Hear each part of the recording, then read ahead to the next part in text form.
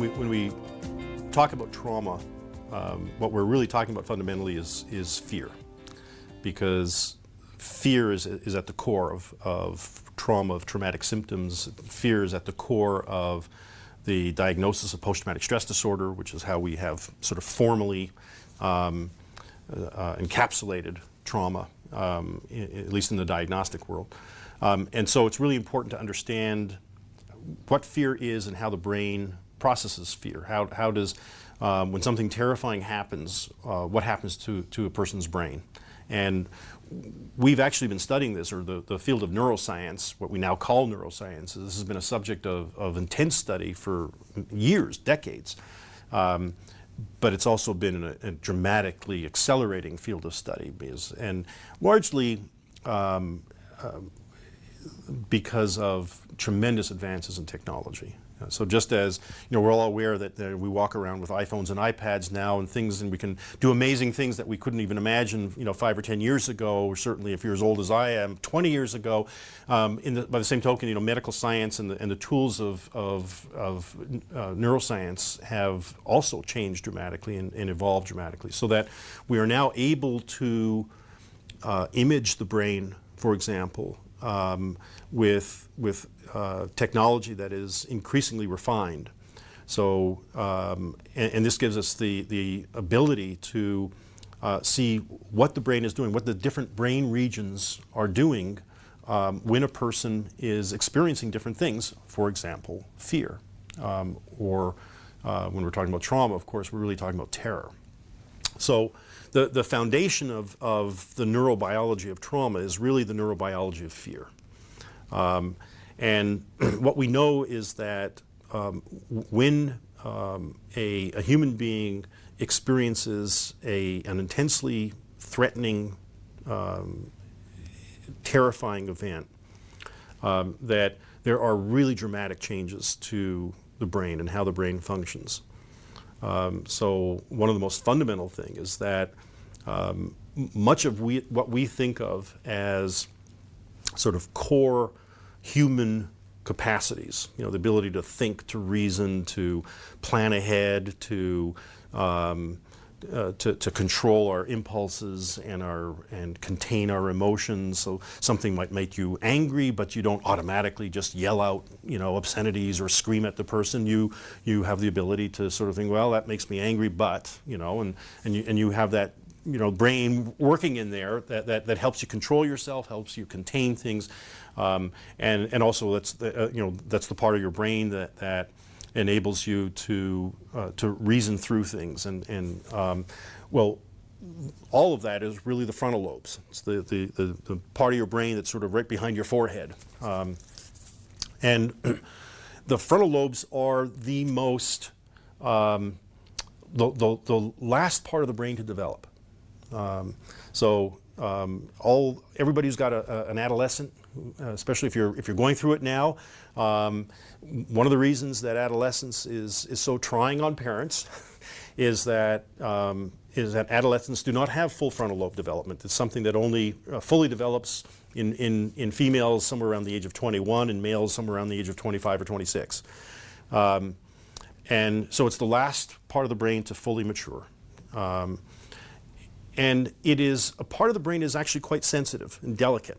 And so what we now know is that when a human being experiences something terrifying, and actually when a human being actually experiences something even just stressful, that stress has a fairly significant impact on the ability of the frontal lobes to do their job.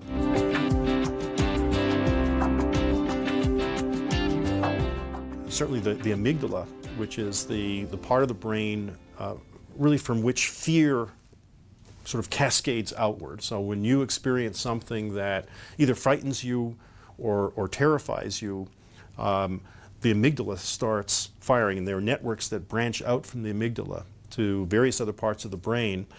And one of the areas that the amygdala branches into is sort of back in the brainstem, and there are cells there that secrete norepinephrine and dopamine. And those are two neurotransmitters, and when they start flooding into the brain, they have a dramatic impact on the frontal lobes. And what they do is they really handicap the frontal lobes. And your frontal lobes essentially start, I don't want to say they stop functioning, but their ability to do all those things, those magical things that I was just talking about, degrades very, very quickly. And we can all experience this. If, I'm sure this sounds all very, kind of complicated, but if you just think about what happens if you're having a very, very, very stressful day at work, or you have to go into an exam, and on your way into the exam, something very stressful happens. All right, so you've been studying for weeks and weeks, and somebody says, "Hey, I just found out that they're not going to even test us on what we studied." And this is the exam that's going to determine whether or not you get into medical school or law school or something like that. And you are all of a sudden just flooded with anxiety and stress. And if in that moment you had to remember complex things or start, sort of remember the things you studied, you'd find yourself, you'd get even more panicky, of course, because you'd find yourself thinking, well, I can't, my brain isn't working, right? I'm freezing. And what that is that's the frontal lobes really sort of in the process of shutting down, or at least being degraded. Now, so that's one aspect of how the brain responds to severe stress and fear. The other fundamental thing that happens is when the amygdala responds to a life-threatening stimulus and reacts, and norepinephrine and dopamine sort of are secreted into various neural circuits in the brain, it fundamentally alters how the brain processes what's going on. So we no longer encode experience in the same way. What the frontal lobes enable us to do with experience is it's not just the frontal lobes and the hippocampus, which is an integral part of memory functions. When they're functioning normally, they enable us to encode an experience in context, in sequence. And really, this is how most people think of memory. If you ask somebody, do you remember? And let's say you use an important, do you remember the day you got married? Do you remember the day you graduated from college? Or do you remember the day that, some important event, not a stressful event, not a traumatic event, just an important event. And they'll be able to remember things, details, and if you were to follow up with questions, says, well, all right, so it was something important, let's go back to the beginning of the day. All right, so what happened first? Where did you sleep that night? Where did you wake up? What did you do first? And people will be able to remember those details and remember them in sequence and remember them in context. And those are memories that are forged when the brain is functioning essentially normally. And again, it's because the frontal lobes are fully functioning and the hippocampus is fully functioning. When the brain is subjected to those stress hormones, when the amygdala is firing, when the person's experiencing something traumatizing, rather than remembering or encoding experience in that way, experience is encoded as intense fragments, and almost always they're sensory fragments. So you remember sights, you remember sounds, you remember smells. And you remember them so intensely, in fact, they are encoded so intensely that these are, of course, the kernels of what we will call flashbacks and nightmares. So you will wake up, if you have you're in a car accident, for example, a serious car accident, you may well wake up that night because all of a sudden you hear the sound of breaking glass. Or you may find yourself, you're sitting, and you take the cup of coffee up in the morning to drink, and all of a sudden you have the intense smell of gasoline. And those are classic, of course, intrusive post-traumatic experiences. And what they are, those are the kernels of how the trauma has been encoded by the brain as these intense sensory fragments. And because the frontal lobes and the hippocampus and the thalamus and their functioning has been so degraded by those stress hormones, certainly in the immediate aftermath of a trauma, will have a great deal of trouble remembering the experience as some kind of sequential, fully contextualized event.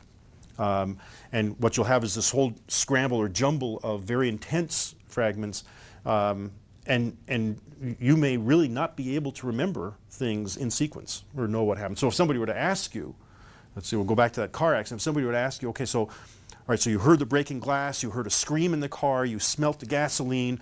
Now I need to know what happened first. So was it the screeching tires? Was it the screams? Was it the breaking glass? And you'll think, and of course what you'll do, what most people do, is you'll try to reason it through. You say, well, the screeching tires first, all right, and then the breaking glass, and then somebody screamed. And do you really remember it that way? Well, maybe. Some people do. But it's also quite possible that that's simply taking those fragments and putting them into what seems like the most likely order. And of course that has a lot of implications for how we interact with victims of trauma, and the kinds of questions we ask of them and what we ask them to do in the wake of trauma, whether we are therapists, advocates, or whether we're law enforcement officers doing interviews with victims. These have tremendous implications for how we conduct those kinds of interviews and how we talk with victims.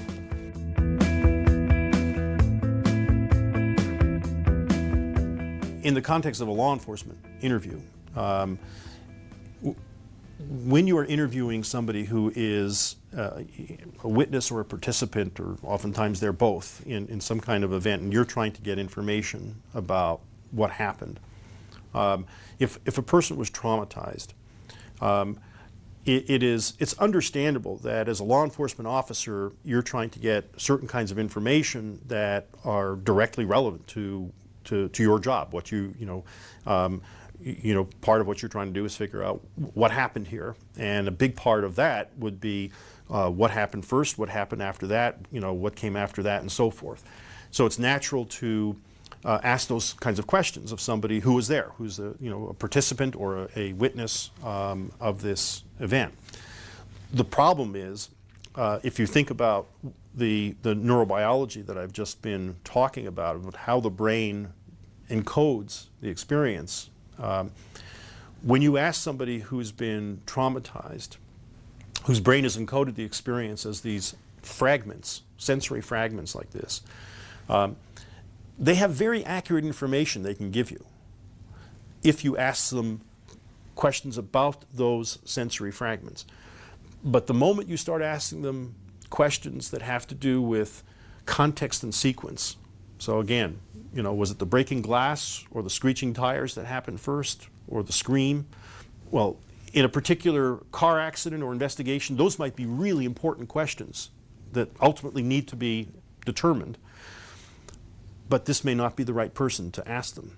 And if you do ask them, you run the risk of getting information from a witness or a victim that may be inaccurate. And in the context of a sexual assault investigation, there are additional potential downsides to that.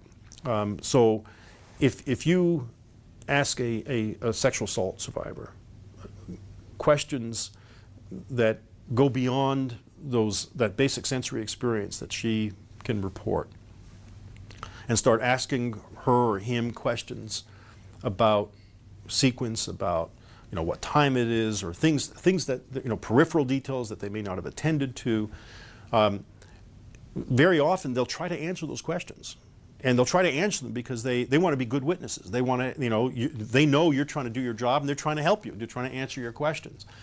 And so they'll try their best to answer them. But if they get it wrong, or they don't really remember what happened first and second and third, so they tell you what they think at that moment, well then what happens when a day or two later, when they're asked the same sets of questions by another investigator, or by the same investigator, or by the assistant district attorney who's asking them questions, and now they don't remember it quite the same way because they never really remembered that sequence. And so now they answer it in a slightly different way. And now, of course, everything's being recorded in some way, right? So now you've got a statement from time one that has some information or detail here in one way, and then in time two, the same information is a slightly different order.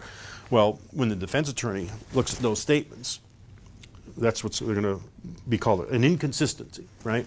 And I've seen defense attorneys spend, an hour on one little inconsistency like this, and of course generalize from this that, well, clearly this person's lying.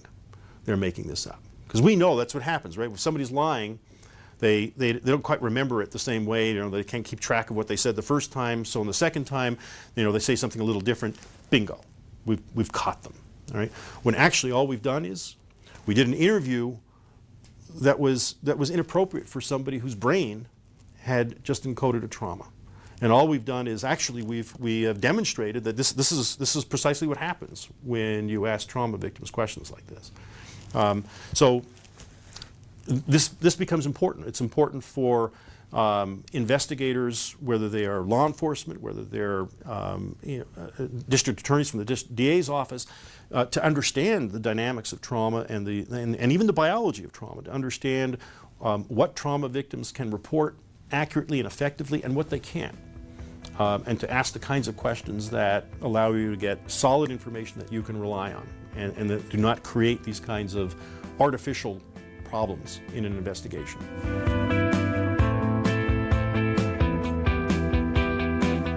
In general, somebody who is multiply victimized, so somebody who was sexually abused as a child and who has now been sexually assaulted, whether it's adolescent or young adult, there's a strong likelihood that how their brain has encoded this new experience is going to make it even more difficult for them to provide sort of details about what happened, especially again details in response to questions that are asking them to remember this in a way that their brain did not encode it. So the likelihood is that they will have the processes that I was talking about earlier, that of the brain encoding these very fragmented pieces of sensory information, that's going to be even more accentuated in them. And the reason for that is because, and we see this over and over again, when you interview or evaluate, when I've evaluated trauma survivors, sexual assault survivors who have been multiply victimized, almost invariably at some point, oftentimes very early in the assault process, so even before there was an assault, when the assailant, when the predator was even in the process of grooming them or beginning that phase of intimidation, in other words, when this victim started to get scared. What happens is it's not just that they're scared, is that it starts to trigger all the memories, the prior traumatic experiences. So their brain simply goes much more quickly into this mode of this terror mode. The frontal lobes start to degrade and they're functioning much earlier. The amygdala is firing like crazy. The brain is flooded with norepinephrine and dopamine. So their experience is actually quite different. In that case, it becomes really critical to conduct this interview in a way that fits how their brain encoded and processed the event. And I'd like to give an example that I think really sort of demonstrates this. And there was one of the evaluations I did a number of years ago. It was a very long evaluation. That's one of the things that is almost invariable in this kind of a circumstance, because it's very, very difficult for people to respond to the kinds of questions you need to ask. And during the course of the evaluation, I noticed that this woman was gripping her wrists with her other hand like this, one after the other. And I noticed it, and I also noticed that she was completely unaware that she was doing it. And so at a certain point, I stopped and I just looked at her wrist, and I put my hand in my wrist, and I said to her, I notice you've been doing this for quite a while now, and I'm just wondering if you could tell me what you feel when you do this. And the woman put her hand on her wrist like this and started weeping. And what happened is, for the first time, she was aware that she was there. She hadn't been aware of this. And then what she said is that for weeks that she'd been feeling like this, having these sensations that something or somebody was gripping her wrists. And that's why she kept doing this with her own hands, because it's a very strange sensation to feel like somebody's gripping your wrist, but there's no hand there. So she would put her hand there. Now, this was actually crucial forensic information, because what do you think she was experiencing here? What we ultimately were able to figure out was, of course, this was the rapist's hands pinning down her arms by gripping her wrists like this. She had no memory of the rapist doing that, because that's the kind of memory that the frontal lobes and the hippocampus produce, is a memory of an event like this. All she had was literally the physical sensation on her wrists, but just one fragment. So how was she going to have any access to that? She had no conscious access to it. All she was doing was physically doing this over and over again. Now, when you point that out, and she literally did it in front of me, put her hands on her wrists, then she remembers this sensation. But even at that point, she remembered the sensation, but she couldn't say, oh, so that must have been the rapist who did this to me. She had no idea, but she could report the sensation. So that's what I mean by you gather that raw material as an investigator. You add it to all the other raw material that you get from the survivor, and you start piecing it together. There is some evidence that allowing somebody who's been through a traumatic experience to go through a sleep cycle increases their capacity to remember certain facets of the experience. And that is becoming more the norm now. For example, when a law enforcement officer has been involved in some kind of shooting, and there's an automatic investigation, there's now more and more departments, the policy is to allow them to go through a sleep cycle before they are interviewed intensively about what happened. So that there's that sort of.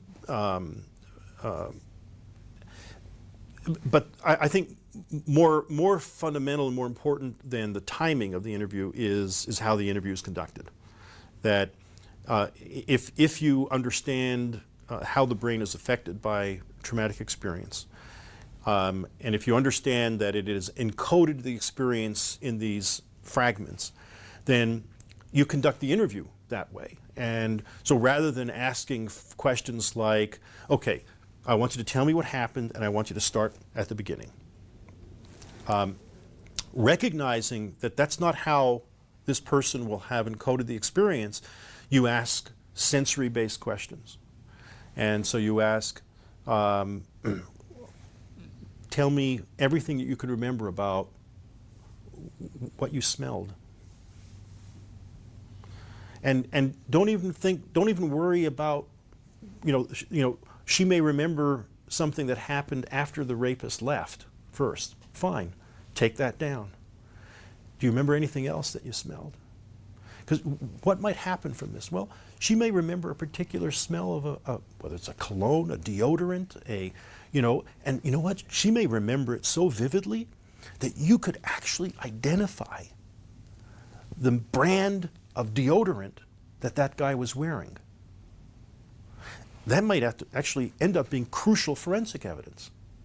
And you'll only get that by just methodically asking her question after question about these kinds of sensory fragments and going from one, there are 5 senses.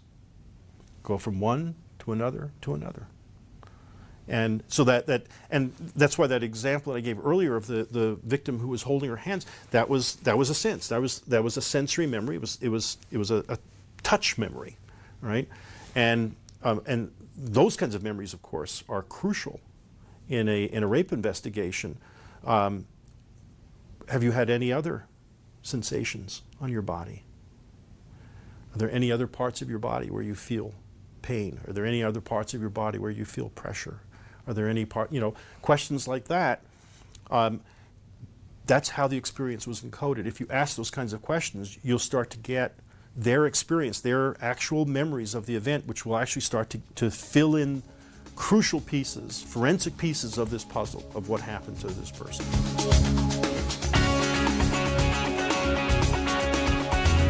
The issue of false allegations is it's a very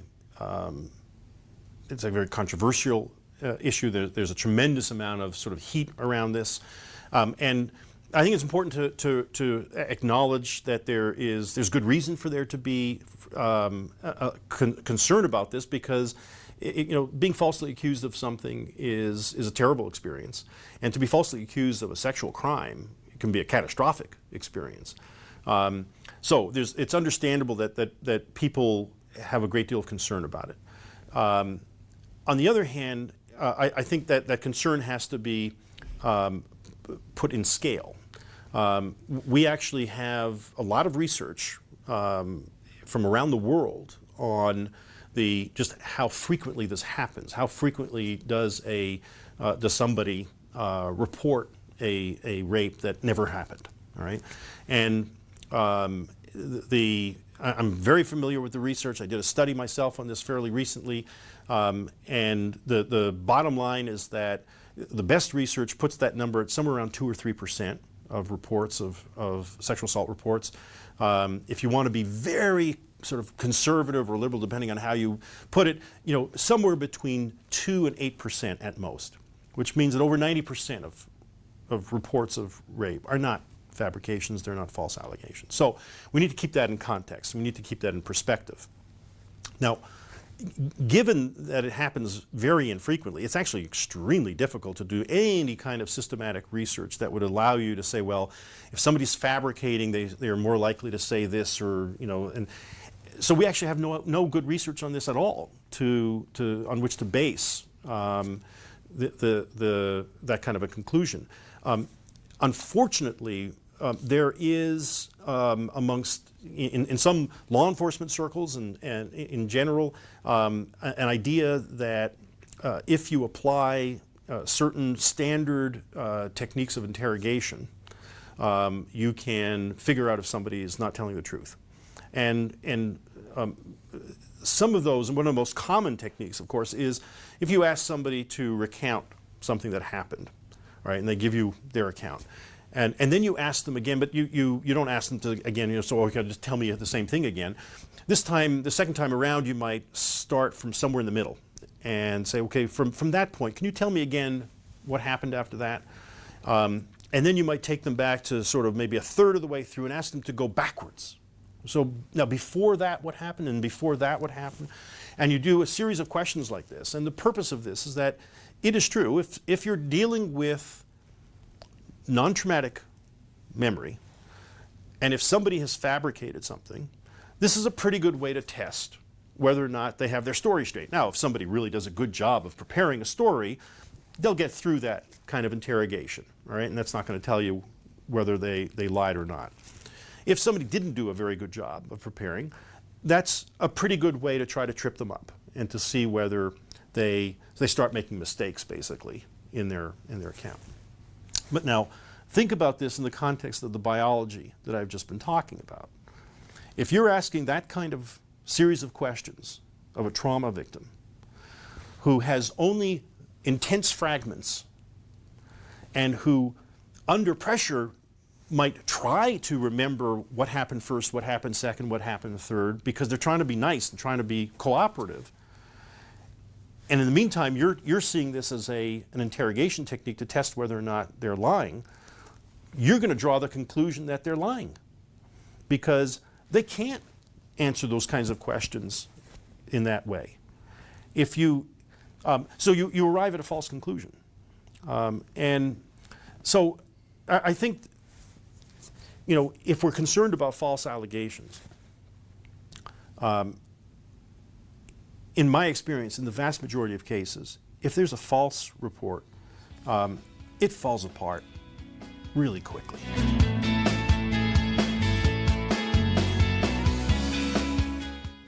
The key to any kind of interview or evaluation is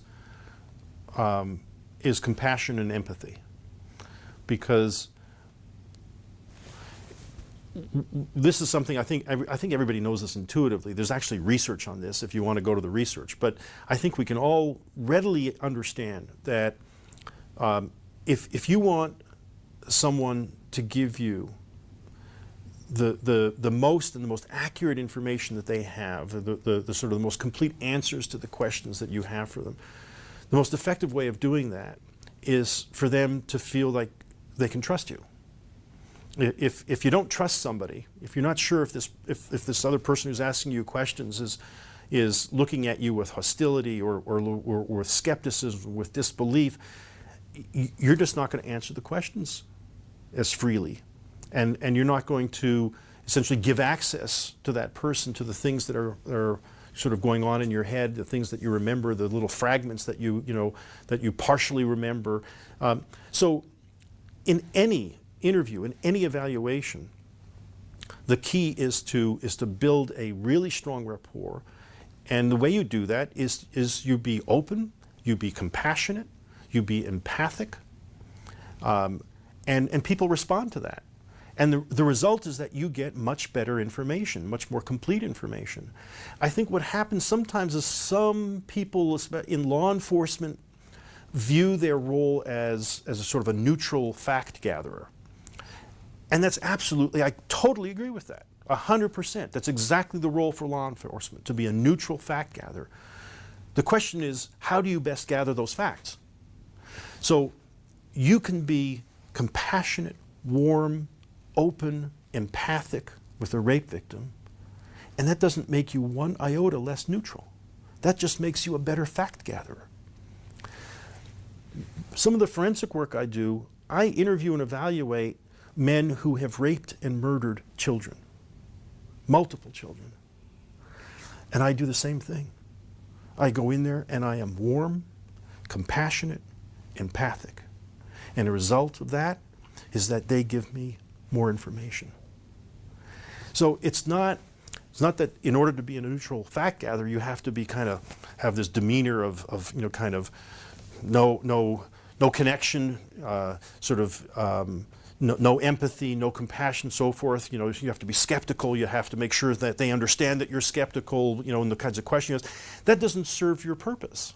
All right, and so I think it's the key to any kind of forensic interview, whether you're interviewing a victim or you're interviewing an offender, is to forge a bond with them, to make them trust you, to make them feel like they can talk to you. And the way you do that is that you be warm, compassionate, empathic, and you get your information.